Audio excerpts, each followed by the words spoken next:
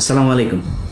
বাংলাদেশ জামাতে ইসলামী আজকের মূল ভিডিওটা মূলত তাদেরকে নিয়েই যারা পূর্ব পাকিস্তান থেকে বাংলাদেশ হোক সেটা চায় নাই। মূলত তারা এই দেশে যে স্বাধীনতা পরবর্তী সময় সেই দেশে বসবাসের অযোগ্য, তারা বাংলাদেশের একটা অপশক্তি, পাকিস্তানি অপশক্তি। তাদের এই দেশে রাজনীতি তো পরের কথা, ওই নামে এবং ওই ব্যক্তিরা এই দেশের নাগরিকত্ব পাওয়ার তাদের আমি মনে করি মরণোত্তর নাগরিকত্ব বাতিল করা উচিত। তারা এই দেশের স্বাধীনতা চায় নাই। এখন আপনি হয়তো আজকে আমার এই কথা শোনার পরে মনে করবেন যে আমি এতদিন আমি তো নিজেই বলতাম, হ্যাঁ আমি বলতাম তো, আমার তো ওই সময় জন্ম হয়নি। আমার জন্ম হইলে আমি দুই পাকিস্তানকে এক রাখতেই চাইতাম, যদি না পারতাম আমি ওই পাকিস্তানে পশ্চিম পাকিস্তানে চলে যেতাম। আপনি পশ্চিম পাকিস্তানের পক্ষ হয়ে যুদ্ধ করলেন, পূর্ব পাকিস্তান স্বাধীন হয়ে গেল, আপনি আবার পূর্ব পাকিস্তানে থাকার জন্য আপনার এত খায়েশ কেন? আবার পূর্ব পাকিস্তানে আপনি রাজনীতি করবেন, সেই দলেই রাজনীতি করবেন, এত ঘাটতারামো কেন? আপনাদের এই ঘাটতারামোর কারণে আজকের এই বাংলাদেশে অসংখ্য মানুষ গুম হয়, খুন হয়, ধর্ষিত হয়, ধর্ম পালনের সমস্যা হয়, ইসলাম পালনের সমস্যা হয়, এই দেশের দাড়ি টুপি রাখতে সমস্যা হয়। কিভাবে খুব মনোযোগ দিয়ে শুনেন, কথা টুইস্ট করা যাবে না আর উল্টাপাল্টা বোঝাও যাবে না, যেটা বলছে সেটা বুঝতে হবে। জামাতে ইসলামী ৭১ সালের যে অবস্থান ছিল, আমি তাদের সেই অবস্থানকে সমর্থন করি, আগেও করি, এখনও করি, সারা জীবনই করব। কারণ দুই পাকিস্তানকে ভাঙার কারণেই ভারত আজকে এই বাংলাদেশের উপরে এই ধরনের নির্যাতন এগুলো করার সুযোগ পেয়েছে। সে পর্যন্ত ৭১-এর ১৬ ডিসেম্বর ফুল স্টপ, শেষ। আপনি এসে তারপরে শুরু করলেন রাজনীতি করার সুযোগ দেওয়া হইল। দেওয়ার পরে আপনি ৯১ সালে খালেদা জিয়াকে সমর্থন দিলেন, সরকার গঠন হইল। ৯১ থেকে খালেদা জিয়া ৯৬ পর্যন্ত কি দোষ করেছিল যে আপনি ৯৬ সালে শেখ হাসিনার পক্ষে যায়া খালেদাকে হটানোর জন্য জীবন মরণ দিয়ে যুদ্ধ করলেন? কি করেছিল খালেদা জিয়া আপনার সাথে? এই দেশের বিরুদ্ধে অবস্থান নিয়েছিল। বিএনপি দুর্নীতি করেছিল, দুর্নীতি আজকে করে নাকি, কালকে করবে নাকি, এই বিএনপি আবার আসলে আবার করবে। আওয়ামী লীগ কী করেছে গত ১৫ বছরে দেখেন না চোখে? কেউ বলে থাকে ওই মেট্রো রেলে উঠলে নাকি দুইটা শব্দ তাদের খুব লাগে, যে মুনাফেকের জাতি নাকি যেন বলে, বেইমানের জাত, এটা মনে হয়। আরে তোর বাপের টাকা দিয়ে এই বানাই দিয়ে গেছিস, তোরা যেই টাকা দিয়ে মেট্রো রেল বানাইছিস এরকম টাকা দিয়ে মেট্রো রেল এরকম পুরো ঢাকা শহর ছেয়ে ফেলা যায়। ৩ পদ্মা সেতুর টাকায় ১ পদ্মা সেতু বানাইছিস। তোদের মেট্রো রেল আর পদ্মা সেতুতে উঠলে মনে হওয়ার কথা টাকাগুলো নিয়ে গেছিস, ওই টাকাগুলো ফেরত দেওয়ার কথা মনে হওয়া দরকার। বেইমানের জাত, মানে তোর বাপের টাকা দিয়ে করছিস না? এই দেশে যারা ওই সময় রাজনীতি করেছে, বিএনপি বলেন, আওয়ামী লীগ বলেন, সবাই দুর্নীতি করেছে। তো আপনি ৯১ থেকে ৯৬-তে আপনি জানেন না শেখ হাসিনাকে বাংলাদেশে ইন্ডিয়া পাঠিয়েছে কেন? ৯১-তেই তো ইন্ডিয়া তাকে বসাতে চেয়েছিল, পারে নাই, ৯৬-তে বসাবে। আপনার এইটুক দূরদর্শিতা নিচে চুল গজায় নেয় আপনার, যে আপনি বুঝেন না যে হাসিনাকে দিয়ে তারপরে এই দেশটাকে ভারত নিয়ন্ত্রণ করবে। হাসিনার পক্ষ যা করলেন, ২ দিন পরে আবার ভাতার পাল্টাইলেন, ওই ভাতার আর ভাল লাগে না, ভাতার পাল্টায় আবার ফের খালেদা জিয়ার কাছে আসলেন, এসে তারপরে পায়ে টায়ে ধইরা তারপরে জোট করলেন, করে আবার ক্ষমতায় বসলেন। ক্ষমতায় বসার পরে এরপরে দেশ চালাইলেন। দেশ চালানোর সময় যা হয়েছে, যেভাবে চলেছে, সেখানে তো আপনার বোঝার আমার মনে হয় না যে কোনো সমস্যা হয়েছে যে খালেদা জিয়া কী চায়, খালেদা জিয়া কি আসলে ভারতের লোক না কিসের লোক। যদি সমস্যা হতো তাহলে তো ওই সময় চলে আসতেন, সরেন নাই তো, তাদের সাথেই ছিলেন। আসলো ২০২৪, মাঝখানের পুরোটার সময় বাদ দিলাম বিরোধী দলে। ২৪ আসার পরে আগস্টে হাসিনারে সরাইলেন, সরানোর পরপর বিএনপি আবার খারাপ হয়ে গেল। কারণ কি? বিএনপি তারেক রহমান ইন্ডিয়ার কাছে বিক্রি হয়ে গিয়েছে।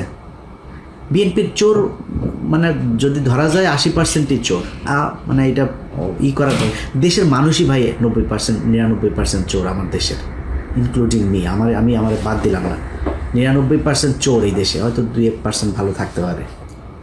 তো বিএনপি চুরি করেছে, ওটা বাদ। বিএনপি আওয়ামী লীগ এই ইন্ডিয়ার সাথে কিছু করেছিল নাকি? খালেদা জিয়া তারেক রহমান বিক্রি হয়ে গিয়েছিল, ৫ তারিখে বিক্রি হয়েছিল। তো ৫ তারিখের পরে বিএনপি খারাপ হয়ে গেল কেন হঠাৎ আপনার কাছে? আপনার বাল গজায় নাই যে এই আপনি যদি বিএনপির সাথে দ্বন্দ্ব করেন তাহলে ইন্ডিয়া আবার এখানে ঢুকবে? আচ্ছা, আপনি বললেন যে আপনি কি সবাই মাফ করে দিয়েছেন আপনি আওয়ামী লীগকে। চাচার সমস্যা কি? ভিডিও টিডিও আছে নাকি রয়ের কাছে? টাকা পয়সা লেনদেনের কোনো কিছু আছে? সমস্যাটা কোথায়? আপনি এসে বললেন মাফ করে দিলাম, এটা আপনার কথা হওয়ার কথা না। আরে ভাই, গত 15 বছর এই দেশটা ইন্ডিয়ার কাছে বিক্রি করে দিয়েছিল। আপনি সেই দেশের স্বাধীন হবার পরে আপনি তাদেরকে মাফ করে দিয়া তারপরে তাদেরকে নিয়ে থাকতে চান, কারণ কি? সমস্যাটা কি? এটা তো বলা দরকার মানুষের কাছে। কোন কারণে, কি স্বার্থ দেখে বা কোন যুক্তিতে আপনি তাদেরকে মাফ করে দিচ্ছেন এত তাড়াতাড়ি? বিএনপি শুরু করলো, জামাত টানছে, আমাদেরও তো তাহলে সবাই টানা দরকার। টানাটানি আওয়ামী লীগরে কে কত নিতে পারে, এদের কাছে সবচেয়ে প্রিয় মানুষ হয়ে গেল আওয়ামী লীগ। 5 আগস্টের পর থেকে আজ পর্যন্ত বলেন, এই দেশে নিজেরে নিয়ে যদি এখন কথা বলতে চাই তাহলে মনে হবে আমি বোধহয় নিজেরে মানে বলতেও লজ্জা লাগে। আমি পিনাকি আর কনক সারোয়ার 2-4 জন আরও আছেন, এদের বাইরে আর কারোর তো আমি দেখি না যারা কিনা ইন্ডিয়ার ব্যাপারে একদম জিরো টলারেন্স নিয়ে তারপরে কোনো কথা বলছে বা কোনো কাজ করছে, কাউরে দেখি না। তো আপনি এদের কাছে নির্যাতিত হইলেন, এতটা দিন ধরে নির্যাতিত হইলেন, এদের ব্যাপারে আপনার কোনো সমস্যা নেই, কোনো অভিযোগ নাই। আমরা ফাইন্ড আউট করে দিলাম যে এই যে এই ব্যক্তি, এই প্রতিষ্ঠানগুলো ইন্ডিয়ার ওয়ার করেছে, পক্ষে কাজ করেছে। আপনিও তাদেরকে নিয়ে বসায়, স্টেজে বসায় তারপরে বক্তব্য শোনাবেন। পিছনে দেখি ওই যে শফিকুল ইসলাম মাসুদ চোখ বন্ধ করে মনে হয় বিশাল ধ্যানে আছে, মানে ওর বাপ সন্তোষ শর্মা বক্তব্য দেয়, ওর বাপের বক্তব্য শোনা মধুর স্টেজে দাঁড়ায় রয়েছে, পিছনে বডিগার্ডের মতো, সোহরাওয়ার্দীর বডিগার্ড শেখ মুজিবের মতো ওইভাবে দাঁড়ায় আছে। এটা এই জন্য এই 15 বছর এই জন্য মানুষ জীবন দিয়েছে। আপনার এই প্রোগ্রামটা যারা অর্গানাইজ করেছেন তাদেরকেও, সেই জামাতের নেতা যারা সন্তোষ শর্মাকে দাওয়াত দিয়েছেন, সে ব্যক্তিগুলোকে একটু বলি যে মনে করেন আপনারা অলমোস্ট সবাই জেলে গিয়েছেন, আমি যতটুকু জানি। জেলে যাওয়ার পরে আপনার স্ত্রী বা মেয়েকে পুলিশ আপনাকে ক্রস ফায়ার দিবে এটা মনে করে, তারপরে ধর্ষণ করে পেটে বাচ্চাও দিয়ে দিয়েছে। অ্যাবর্শন তো করাইতে পারে না লজ্জায় শরমে। আপনাদের ঘরে যদি এরকম একটা বাচ্চা টাচ্চা যদি থাকে, মনে করেন থাকে, কেমন লাগবে? আসতে কিনা ওইটাও তো আল্লাহই জানে। থাকতে পারে না। কেন বললাম জানেন কথাটা? আলেপের কথা মনে আছে? আমার এই চ্যানেলে একটু পিছনে যায় ভিডিওগুলো দেখেন। এই পুলিশ অফিসার এক ব্যক্তিকে ধরে তার স্ত্রীকে তার স্বামীর ক্রসফায়ারের ভয় দেখিয়ে রোজা ভাঙিয়ে রোজার মাসে তারপরে ধর্ষণ করেছে। দেখেছেন আমার এই চ্যানেলে ভিডিওটা? এরকম 16 জন আমাদের বাংলা এডিশন অফিসে গিয়েছিল। তো বাংলা এডিশনের কাছে যারা গিয়েছে ওরা তথ্য দিতে চায়, নাম টাম বলার পারমিশন দিচ্ছেন। তা বললাম নাম টাম কিছু যদি না বলি, কোনো পুলিশের নাম বলতে দেবেন না, ওরা লজ্জায় কারণে বলতে চায় না। তো এখন ওই ব্যক্তি শুধু আমাদের কাছে বক্তব্য দিয়েছিল কারণ ওর স্ত্রী মারা গিয়েছে। এগুলো নিয়েই দ্বন্দ্ব, সাংসারিক দ্বন্দ্ব টন্দ্ব, তারপরে আবার উনি গর্ভবতী ছিল, এইসব সমস্যা মিলে হঠাৎ করে মারা গিয়েছে। স্বামী স্ত্রীর মধ্যে এটা নিয়ে খুব খারাপ পরিস্থিতি চলছিল, মারা গিয়েছে। সে লোকের কথা শোনেন নাই? ওই লোকের স্ত্রীকে এইভাবে জোর করে ধর্ষণ করেছে। আমরা তো জানি না আরও কত মানুষের স্ত্রীকে এইভাবে ধর্ষণ করেছে যারা আমাদের কাছ পর্যন্ত পৌঁছাইতে পারেনি। আপনি মাফ করে দেওয়ার কে? তাদের কাছে জিজ্ঞেস করেছেন? ভারত গেল 15 বছরে যা করেছে সেটার শাস্তি হতে হবে। শুধু শাস্তি না, সারা জীবনের জন্য তাদেরকে নিষিদ্ধ করতে হবে। আপনি 2 দিনের মাথায় মাফ করে দেন। খিলগাঁয়ের জনির কথা মনে আছে? বুকে গুলি কয়টা? 19 গুলি নিয়ে তারপরে মরতে হয়েছিল, ছোট বাচ্চা। তবে বাচ্চার কাছে গিয়ে জিজ্ঞেস করেছেন যে ওর বাপের এই হত্যাকাণ্ডকে সে মাফ করেছে কিনা? সারা দেশে সেই 5ই মে থেকে শুরু করে বিভিন্ন সময় এই দেশে গণহত্যা চালিয়েছে। ঠিক যখন আপনি কথাটা বলছিলেন তার 1 মাস আগে, 15 দিন আগে একটা গণহত্যা চালিয়েছে। আপনি তাদেরকে মাফ করে দিচ্ছেন এত তাড়াতাড়ি।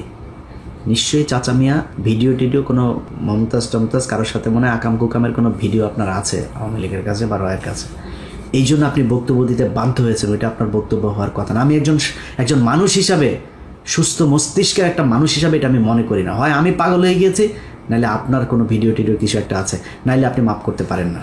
আপনাদের অনেকের খারাপ লাগতে পারে ভাই, এই দেশের এই জামাত ইসলামীর কারণে।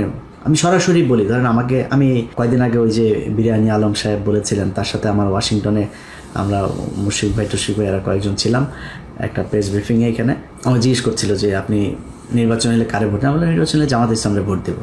এখনও এটা প্রকাশ্যে, মানে এটা আমি যেটা বলি আমি সবার সাথে কথা ওইভাবেই বলি। জামাত ইসলামে দেবো। কেন জামাত ইসলামে কেন দেবেন? বললাম জামাত ইসলাম বিএনপি দুইটা আমার কাছে সমান্তরাল, কিন্তু যেহেতু ওরা ইসলামটাকে একটু প্রিফার করে তো আমি এই কারণে জামাত ইসলামকেই ভোটটা দিব। বাট আমি বিএনপিকেও পছন্দ করি। এখনো বলছি, এই এক কারণে জামাত ইসলামের প্রতি মানুষের যে দুর্বলতা, এইটার কারণে বিএনপির চাইতে আপনারা অনেকেই হয়তো জামাত ইসলামের অনেকে, আমার তো মানুষ জামাত ইসলামী মনে করে, তো কালকে হয়তো মনে করছে আরে ইলিয়াস কি সমস্যা, কি ইলিয়াস তো জামাতও করেনি, তাহলে আসলে করে কোন দল। এখন আমি জামাত করি না, কিন্তু বিএনপির লোকজন কিন্তু আমার জামাত বানায়। এই যে জামাত বলা হয়, এটার কারণ কি জানেন? এটার কারণ হচ্ছে ওই যে ধর্মীয় কথাবার্তা বলি। যখন অফিসে জব করতাম টিভিতে, রোজা রাখতাম, রোজা রাখাই তো আবার মাঝে মধ্যে ধরেন শুক্রবারে নামাজ টামাজ পড়ার জন্য সময় চাইতাম অফিসে, এই তো তো জঙ্গি, তো মানে শিবিরের লোক। আবার ওই হরতালের সময় শিবিরের ওই ফুটেজ যেগুলো আমি তাড়াতাড়ি পাইতাম আর কি, আমার কাছে এই তথ্য আমি সোর্স মেনটেন করতাম। মনে করেন ওর সাথে ও এত ফুটেজ পায় কেমনে, কোথায় ভাঙচুর হয় এটাও জানে কেমনে। এইটাও আর একটা কারণ। আমি একা না, আপনি বিএনপির সাথে বলবেন যে আমি বিএনপি করি বলে এই বা মানে বিএনপির কিছু দেখি না এটা বলে আপনি পাওয়ার সুযোগ নাই। কারণ বিএনপির সাথে আপনার অনেকগুলো জায়গায় পার্থক্য আছে, যেই পার্থক্যটা আপনাকে মেনটেন করতে হবে। যে পার্থক্যগুলো কি? আবরার ফাহাদ বলেছিল সে শিবির করে, আবরার ফাহাদকে হত্যা করা হয়েছে শিবির সন্দেহে, জানেন না? আমি বেতন পেয়েছে 23,000 টাকা বেতন পাই মাত্র, তখন বেতনের পুরো টাকাটা নিয়ে তারপরে যে কোনো জামাত ইসলামের কোনো একটা জায়গায় দিয়ে এসছি। এটা একটা রসিদ ছিল, সেই রসিদটা আমার ডয়ারে ছিল, 23,000 টাকার একটা রসিদ। 23,800 টাকা বেতন পাইতাম তখন, 800 রেখে দিয়েছিলাম, 23,000 টাকার রসিদটা দিয়েছিলাম। তো আমি যেহেতু ঢাকা শহরে আমার যেহেতু মানে নিজের বাবার বাড়িটাই আছে, আমার যেহেতু মানে ভাড়া দিতে হয় না, আমি অফিসে অন্যদের চাইতে একটু রিল্যাক্স থাকতাম, কোনো বাজার টাজার কোনো কিছু আমার কোনো ঝামেলা ছিল না। তো আমি ওই টাকাটা দিয়েছিলাম। আমি ইটিভি থেকে আমাকে যখন এই চেয়ারম্যান যখন জেলখানায় গেল, তখন আমার ড্রয়ার তো আমি কোনো জিনিসপত্র কিছু নিয়ে আসার সুযোগ পাইনি, আমি আর অফিসে যাইনি, আমার ওইখানেই খুঁজে এগুলো পেয়েছিল। ওই রসিদটা নিয়ে ডিবির মনিরের কাছে দিয়ে এসেছিল আমাদের 21 টেলিভিশনের অখিল পোদ্দার। আমার অনেক ঝামেলা হয়েছে ভাই, শুধুমাত্র এই জামাতের পক্ষে কথা বলা কিংবা জামাতের মতো করে কথা বলার কারণে। এই দায় আপনাদেরকে নিতে হবে। আবরার ফাহাদ মারা গিয়েছে, এই দায় আপনাকে নিতে হবে। আপনি ইসলাম নিয়ে রাজনীতি করেন, এই জন্য আপনার নামে যাদেরকে ফজরের নামাজ পড়তে যাওয়ার কারণে জঙ্গি বানিয়ে শিবির ট্যাগ দিয়ে তারপরে ফাঁসি দেওয়া হয়েছে, ক্রসফায়ার দেওয়া হয়েছে, যাদের স্ত্রীদেরকে ধর্ষণ করা হয়েছে, এর সব দায় জামাত ইসলামকে নিতে হবে। এই জন্য আপনার দায় অনেক বেশি বিএনপির চাইতে। বিএনপি তো ভাই খালি খালেদা জিয়া, তারেক রহমান, জিয়া পরিবার বাদ দিলে বিএনপির 90% মানুষের সাথে আওয়ামী লীগের কোনো পার্থক্য নাই। আপনি যদি নাকি এই ভারতের ইস্যুটার সামনে নিয়ে এসে যদি বলেন, ভাই বিএনপির বহু মানুষ আছে। এই যে সালাউদ্দিন দেখেন না, সালাউদ্দিন ইন্ডিয়াতে ধরে নিয়ে গিয়েছিল, আমরা জানি, ধরে নিয়ে যে তাকে গুম করেছিল, ওই গুম হয় নাই, ওই বাংলাদেশের মানুষের গুম করছিল। ইন্ডিয়াতে বসে আসে আমাদের সাথে ফোনে কথা বলে, আমার সাথে অনেকবার কথা হয়েছে, ইন্ডিয়াতে বসে থেকে কথা বলে আমার সাথে, অনেক ইনস্ট্রাকশন দিত, ভাই এরকম করো, এরকম এই সেই। আমি খুব অবাক হইতাম যে ইন্ডিয়াতে বসে সে কথা বলে, তারে কিছু বলে না।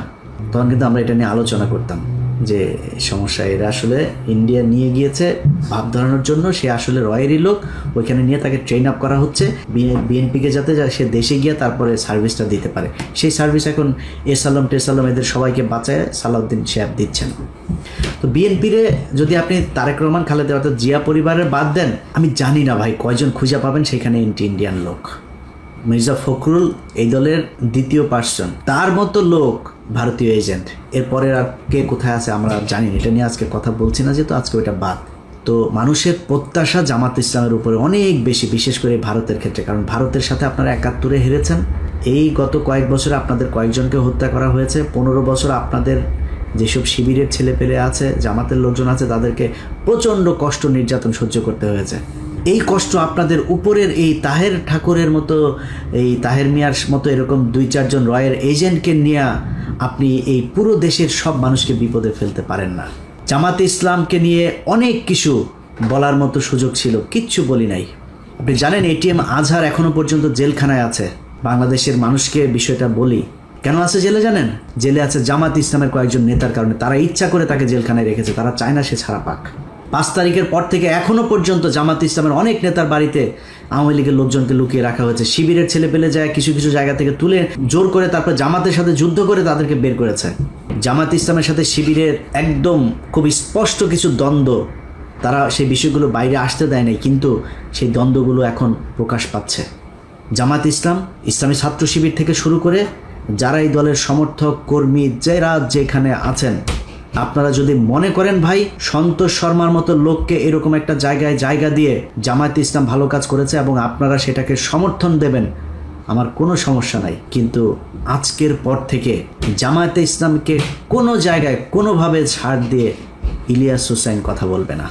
আপনাদের সম্মান থাকলো কি না থাকলো যায়ও না আসেও না, কারণ এই জামায়াতে ইসলাম আর আওয়ামী লীগের মধ্যে কোনো পার্থক্য নাই। ওরা ভারতীয় চর, তোমরা পাকিস্তানি চর।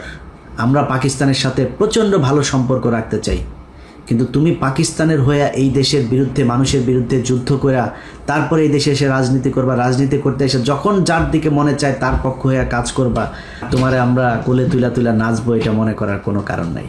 এই কারণেই আজকের ভিডিওতে সবশেষ যেটা বলতে চাই, তোমাদের এই গত 15 বছরে তোমার দলের ভেতরে যত মানুষজন নির্যাতন সহ্য করেছে তাদের কাছে পারমিশন নিয়ে তারপরে সন্তোষ শর্মাকে কালকে স্টেজে উঠিয়েছিল কিনা, এটার পরিষ্কার জবাব তোমাদের Facebook, website, television, press release এসবের মাধ্যমে আমরা জানতে চাই। আল্লাহ হাফেজ।